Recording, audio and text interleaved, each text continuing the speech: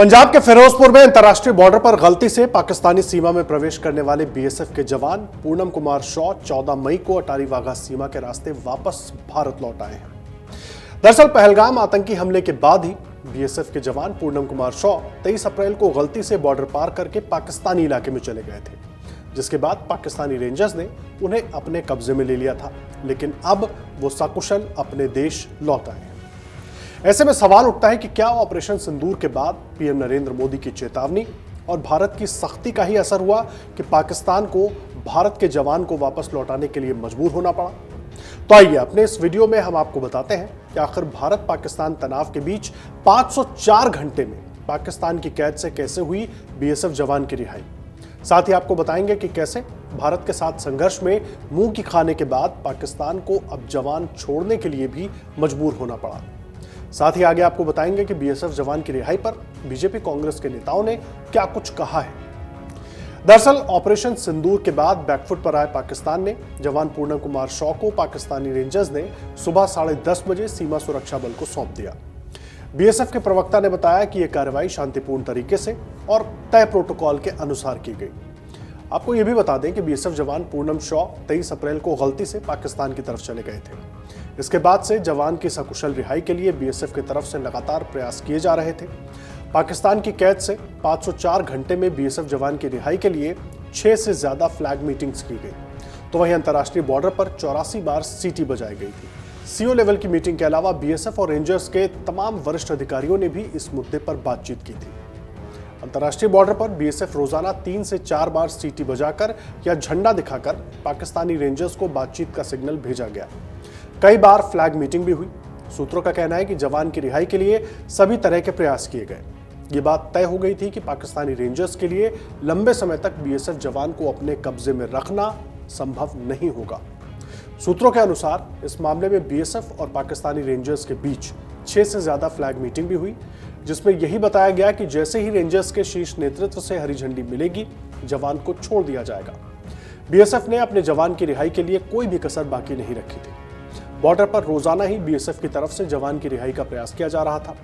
मसलन बॉर्डर पर सीटी बजाकर पाकिस्तानी रेंजर्स को बुलाने की कोशिश होती रही। एक ही दिन में कई बार सीटी बजाने की प्रक्रिया को दोहराया गया। इतना ही नहीं, फ्लैग मीटिंग के लिए सीटी बजाने के अलावा झंडा भी दिखाया जाता है। बीएसएफ का मकसद है कि किसी भी तरह से पाकिस्तानी रेंजर्स बातचीत के लिए सामने आए। जब एक बार सीटी की आवाज का पाकिस्तान की तरफ से कोई जवाब नहीं मिलता है तो कुछ समय बाद दोबारा से जवान वहां पर पहुंचते थे। सूत्र बताते हैं कि पिछले हफ्ते के बाद से पाकिस्तानी रेंजर्स फ्लैग मीटिंग से दूर भागने लगे। रेंजर्स की तरफ से कोई ठोस रिस्पांस नहीं मिल रहा था। ऐसा लग रहा था कि जानबूझकर पाकिस्तानी रेंजर्स फ्लैग मीटिंग को तरजीह नहीं दे रहे। उसके बाद बीएसएफ ने बातचीत का दूसरा तरीका अपनाया। बीएसएफ जवान की रिहाई सुनिश्चित कराने के लिए डिप्लोमेटिक चैनल की भी मदद लेने की बात सामने आई। डीजीएमओ की बैठक में भी ये मुद्दा उठाया गया। आपको बता दें कि ऑपरेशन सिंदूर की सफलता के बाद पीएम नरेंद्र मोदी ने राष्ट्र के नाम संबोधन में पाकिस्तान को जमकर सुनाया था। यही नहीं, पीएम मोदी अगले ही दिन यानी मंगलवार को पंजाब के आदमपुर एयरबेस पहुंच गए।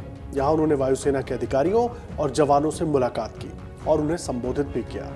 इस दौरान प्रधानमंत्री ने कहा था कि आतंकवादी कायरों की तरह छिपकर आए थे, लेकिन भूल गए कि उन्होंने जिसे ललकारा है वो हिंद की सेना है। आपने उन्हें सामने से हमला करके मारा है। आपने आतंक के सभी बड़े अड्डों को मिट्टी में मिला दिया। पीएम मोदी ने आदमपुर एयरबेस पर जवानों से कहा कि आपने पाकिस्तानी फौज को भी बता दिया कि पाकिस्तान में ऐसा कोई ठिकाना नहीं जहां बैठकर आतंकवादी चैन की सांस ले सके।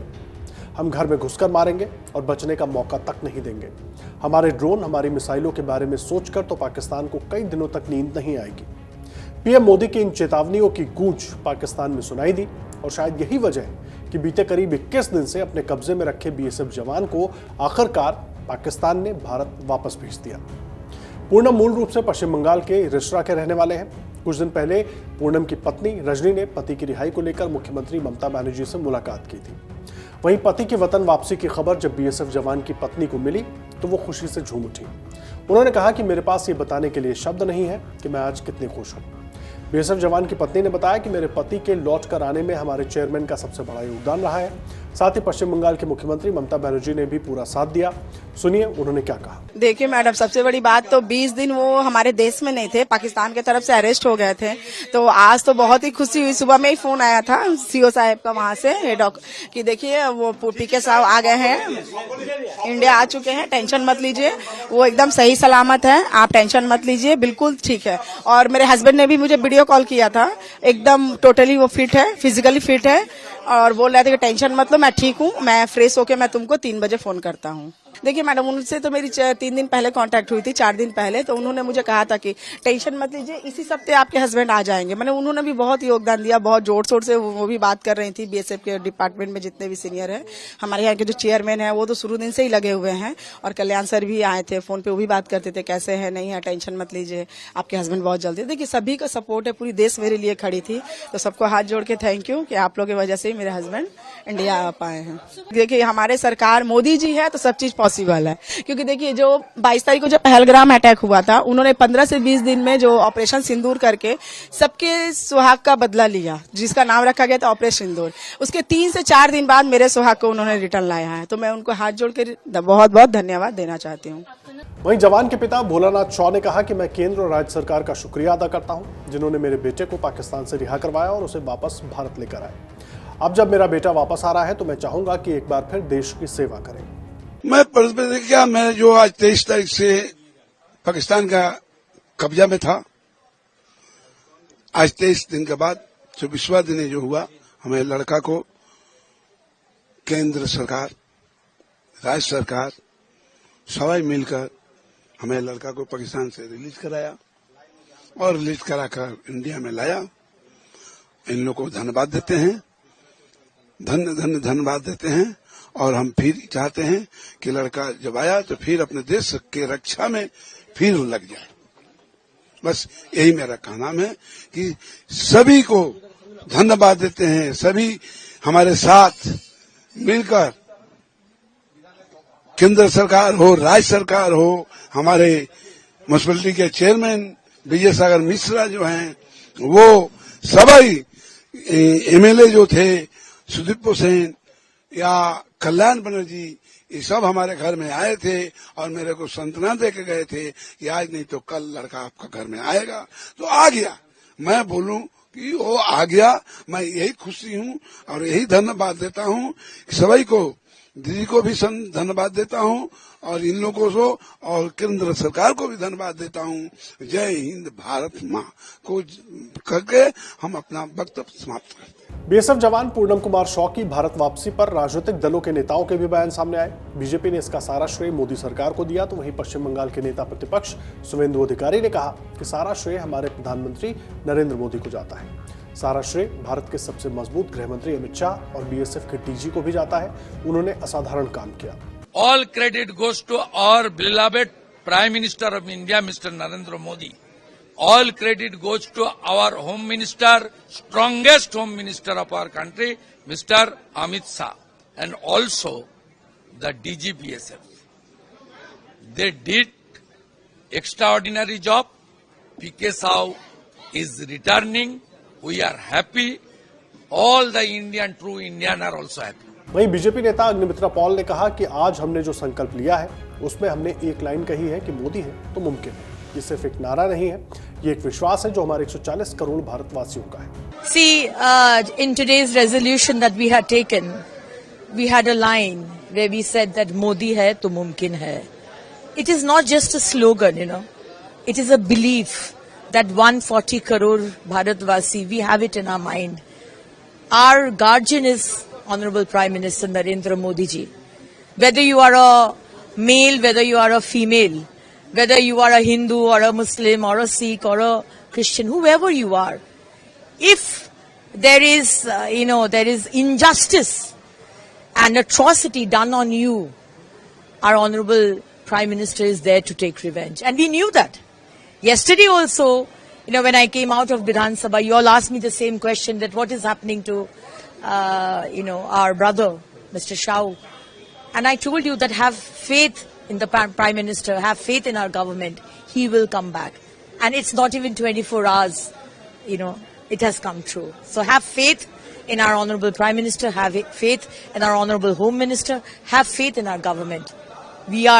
Our government is completely by 140 crore Indians. वहीं कांग्रेस नेताओं ने सवाल उठाते हुए कहा कि जवान को तत्काल छुड़ाना चाहिए था।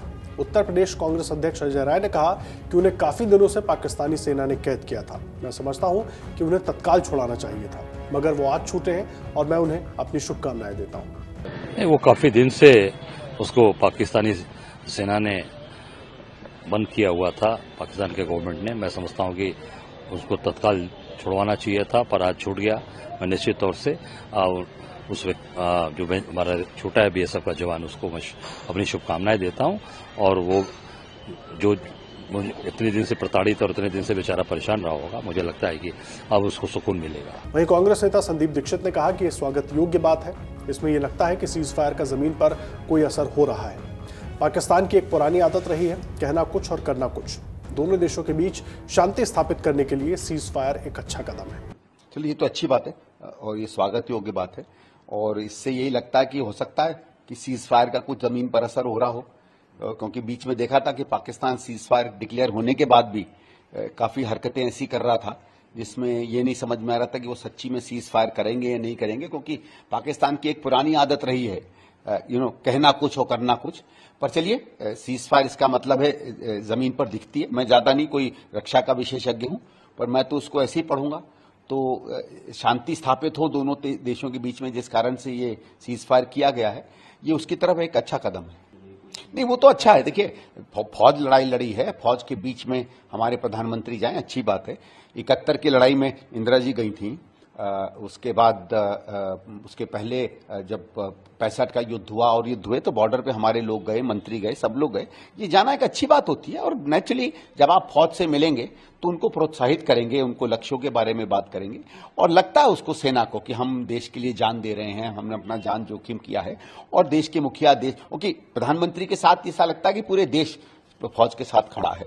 और ये भारत की परंपरा रही है, बॉर्डर पे जाना, उनके साथ समय बिताना, उनको अपना सहयोग दिखाना, उनको अपना समर्थन दिखाना, सलाम करना, ये अच्छा कदम है। तो आइए अब हम आपको बताते हैं कि आखिर कैसे बीएसएफ जवान पूनम कुमार शॉ पाकिस्तानी रेंजर्स की गिरफ्त में आ गए थे। दरअसल 23 अप्रैल को पंजाब के फिरोजपुर सेक्टर में अंतर्राष्ट्रीय सीमा को गलती से पार करने के बाद पाकिस्तानी रेंजर्स ने बीएसएफ के जवान को पकड़ लिया था। जवान की पहचान 182वीं बीएसएफ बटालियन के कांस्टेबल पूनम कुमार शॉ के रूप में हुई थी। वो भारत पाकिस्तान सीमा के पास खेत के पास ड्यूटी पर थे। नियमित गतिविधि के दौरान वो अनजाने में भारतीय सीमा की बाड़ को पार कर पाकिस्तानी क्षेत्र में चले गए थे, जहां उन्हें पाकिस्तानी रेंजर्स ने हिरासत में ले लिया था। ये घटना तब हुई जब बीएसएफ जवान पीके शॉ 182वीं बटालियन बॉर्डर के गेट संख्या 208/1 पर तैनात थे। वो फसल कटाई के दौरान भारतीय किसानों पर नजर रख रहे थे। बीएसएफ किसानों की सुरक्षा भी करती है, लिहाजा तेज गर्मी के मौसम में जवान ने जब पेड़ की छांव में खड़े होने का प्रयास किया तो पाकिस्तानी रेंजर्स ने उन्हें हिरासत में ले लिया। उनके सर्विस राइफल भी जब्त कर ली गई। वो कुछ समय पहले ही इस क्षेत्र में तैनात हुए थे। बीएसएफ के पूर्व अफसरों का कहना था कि गलती से एक दूसरे देश की सीमा में चले जाना कोई बड़ा अपराध नहीं है। पहले भी दोनों पक्षों को ऐसी स्थिति का सामना करना पड़ा है, कई बार तो कुछ घंटे बाद ही, और वो भी एक ही फ्लैग मीटिंग में मामला निपटा लिया जाता रहा है। इस बार पहलगाम आतंकी हमले के बाद भारत ने पाकिस्तान के प्रति जो कड़ा रवैया अपनाया, उसके चलते बीएसएफ जवान की वापसी में देर हो रही थी। हालांकि यह बात तो साफ थी कि पाकिस्तान को देर सवेर बीएसएफ जवान की सुरक्षित वापसी सुनिश्चित करनी पड़ेगी। ऑपरेशन सिंदूर के बाद जिस तरह भारत ने पाकिस्तान को धूल चटाई, उससे पाकिस्तान को बीएसएफ जवान को छोड़ने के लिए मजबूर होना पड़ा।